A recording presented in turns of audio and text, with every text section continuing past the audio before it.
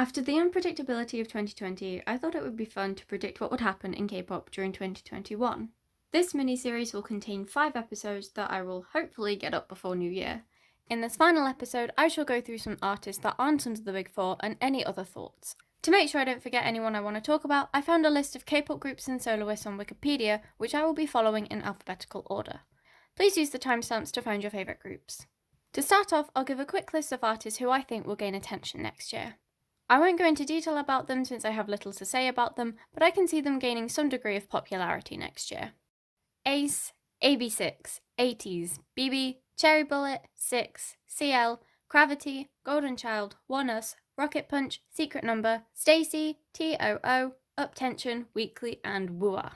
Now I shall go into a bit more detail with my predictions, starting with Alexa. How can I not talk about the Queen Alexa? She is slaying it currently, and I am begging for more attention next year because, frankly, she deserves it. Alexa is doing something completely unique. Her songs are perfect, and her music videos are good enough to be a film. How can you not love her? I can honestly see Alexa debuting in the US or somewhere other than Korea. She is criminally underappreciated in Korea, so I can see her trying to make it elsewhere. Astro. Astro are already really popular in Korea, but I can see them gaining a lot more attention both domestically and internationally due to Unu starring in True Beauty. I think their next comeback will do really well and will get them some music show wins. However, I think a lot of these fans will only support Astro because Unu is in it, and I can see the already huge popularity gap between Unu and the group increasing. Blackswan.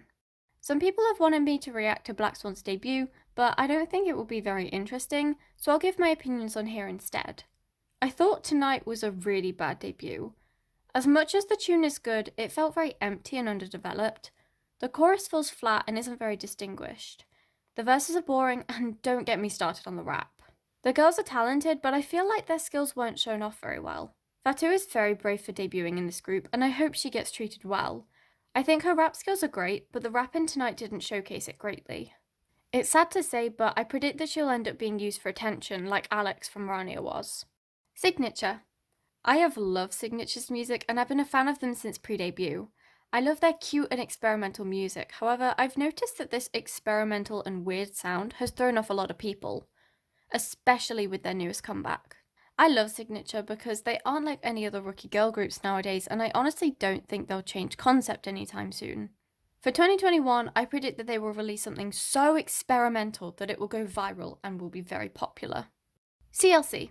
I'm not a huge fan of CLC, but I've seen some video essays about how Cube treats them, and at this point I just want them to either disband or move companies. Personally, I didn't like Helicopter. It wasn't incredible, and I really disliked the imagery of helicopters in the lyrics and choreography, so I hope that CLC comes back with a different concept.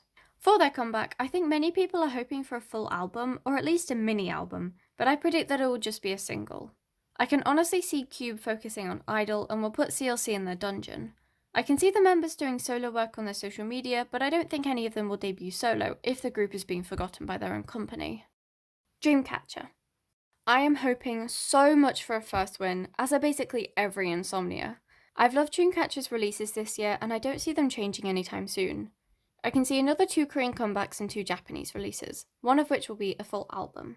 I think Dreamcatcher will continue releasing songs for anime and mobile games, and I predict they will do one for a really popular game that will gain the group a lot of attention. Everglow. La Di Da symbolised a change in Everglow's music, and I really hope they don't go back. La Di Da was iconic and amazing, and I can see them getting their second music show win if they continue with this sound. We know the company are listening to fans, so I can't see Everglow going back to Mia and Friends. If anything, I think Onda will get more lines. Idol. Idol have had a fantastic year. I think they are a monster group with fire releases, and I can only see it getting better. I think they will continue releasing bangers, with many of them being experimental concepts. Kind of how they made Dum Dee Dum Dee a summer evening song, I can see their future releases showing a different side of a concept we already know. Gugudan. So it has just been announced that Gugudan will disband, and by the time this video gets to you, they would have sadly already disbanded. I'm actually very happy for them. As much as I love the girls and their songs, they were basically forgotten.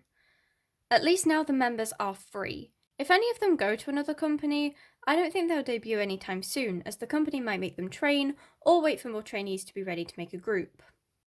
I.O.I. Do I see an I.O.I reunion? Yes. I can see the girls releasing a single just after I.O.I disband.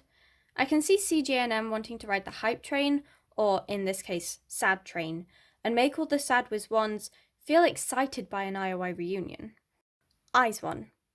I won't go into too much detail about my opinion here as I'm planning to make a whole video on it, but here is something that I think some people need to hear. I.O.I will disband. No matter how many times you spam I.O.I permanent in the comments, they won't. It is a contract that will expire. Whether the company allows the members to re-sign and keep the group, we don't know, but you cannot change what is written on that contract. So please, support the girls in their final months as a group. And if they do re-sign and become permanent, that's great. But for now, let's support them while they're actually together instead of spamming useless comments. Jessi. Despite my hilariously disgusted reaction to Nunu Nana, it has become one of my favourite songs of the year. Jessi has finally been given the recognition she deserves. I think she will get even more popular in 2021. I can see Jessi having 2 comebacks in 2021. I think one of them will be a collab. I'm really hoping that it's with Jackson because their stage together was so adorable. I don't know, but I only see Jessi going up from here. Loona. In my Big Hit predictions video, I predicted that Big Hit will acquire Blockberry Creative and Loona will go under Big Hit. If they do, then I predict that Loona will have a very busy year. Even after having a period of settling into the new company, I can see them releasing quite a few comebacks, at least 2, with one of them being a full album. I also see them having subunit comebacks and possibly more solo releases. I think 2021 will be the year when Stan Loona becomes real. Mamamoo. 2021 is when Mamamoo's contract is ending. However, I can see the girls renewing their contract. I think Mamamoo will continue to dominate the charts with another pre-release and album. I can see all the members having solo comebacks which will do really well, especially Hwasa. I can see there being a dating reveal, or possibly one of the members coming out. If not, I can see good news. This is making me feel like a fortune teller. But I think 2021 will be a great year for Mamamoo. Oh My Girl. 2020 was such a good year for Oh My Girl. Non-Stop was a hit and Subin's Dolphin Fancam brought in a lot of attention to the group. I predict that Oh My Girl will release another cute summer song and that another member will go solo. I think Mimi is solo material. I also predict a new subunit or a subunit comeback. Super Junior. So it seems that me and Wikipedia don't know that Super Junior is under SM, and it wasn't until the day after I posted my SM predictions video that I saw them on SM's Culture Humanity concert, and I realised. Someone even pointed it out to me. I felt very dumb, but here are my Super Junior predictions. I had to do some research on the group as I don't know anything about them, and boy was I shocked. They have done so well for a 15-year-old group. Honestly, I don't see them slowing down. They haven't been forgotten since they're still creating music and being active as idols. I can see their delayed album being very successful. I think they will win a lot of music shows and it will be incredibly successful. I predict the group will release another Korean mini-album and Japanese album. I can see them trying to go on some more tours, maybe touring around Asia for a bit, but not having many shows as they would want people to be safe.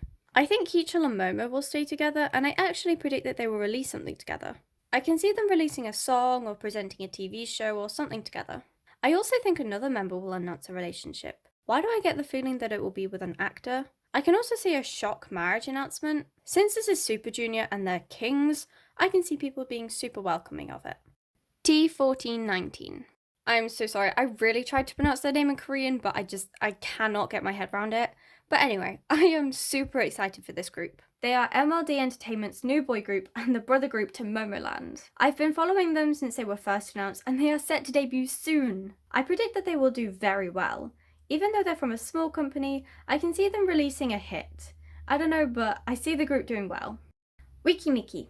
If there is an I.O.I reunion, I can see Weki Meki gaining a lot of attention since quite a few of the members participated on Produce 101 and 2 of the members were in I.O.I.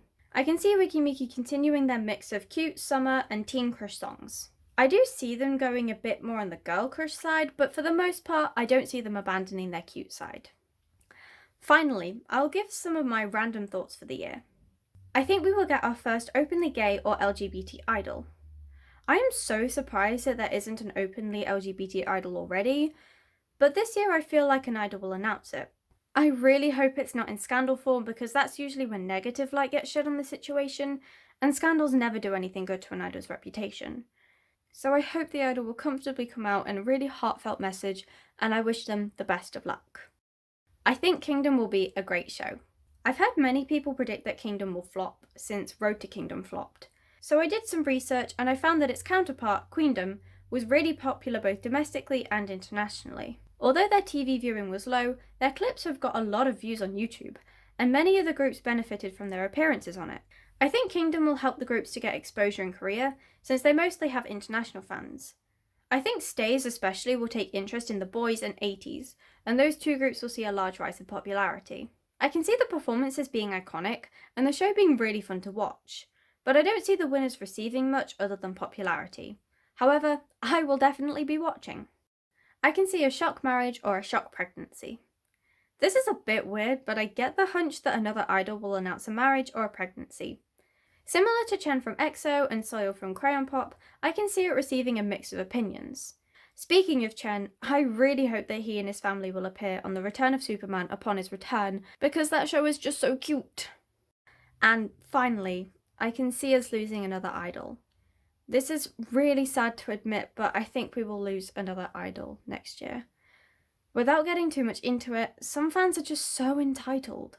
They love to bash idols for the tiniest flaws that really don't matter in the grand scheme of things. Because of the rise in more toxic fans, I can see there being a huge scandal, leading to the death of another idol. And the even sadder part is, I don't see this changing how people will act. But I can see idols becoming harsher and meaner towards the haters. I can see idols finally starting to bite back. Thank you for watching. Please check out the other videos in this mini-series, and please stay tuned for more episodes of The Cheesy Chat Show. I really enjoyed making this series, and I hope you enjoyed watching it. Please tell me your predictions in the comments. Thank you for watching, and I shall see you very soon. Bye bye!